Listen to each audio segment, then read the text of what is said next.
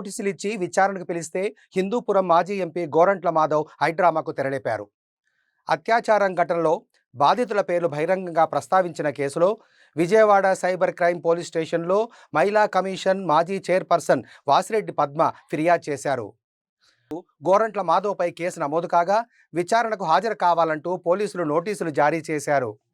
భారీగా అనుచరగణాన్ని వెంటబెట్టుకొని విచారణకు హాజరవుతారనే ప్రచారం జరగగా అదేమీ లేదు, తాను ఒక్కడే వెళ్తానంటూ గోరంట్ల మాధవ్ స్పష్టం చేశారు.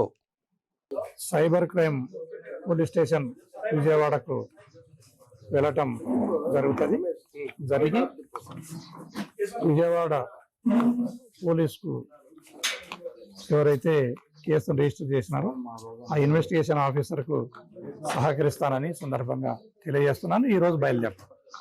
సార్, ఎన్ని గంటలకి హాజరు కావచ్చు? ఈ ప్రభుత్వ తీరును ఏ విధంగా చూస్తున్నారు? ప్రభుత్వ తీరును తీవ్రంగా ఖండిస్తున్నాము.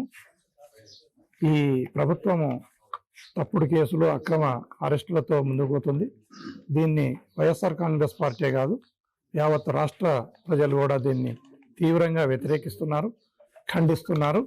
ఖచ్చితంగా దీనికి తగిన మూల్యం ఈ కూటమి ప్రభుత్వం చెల్లించుకోక తప్పదనేది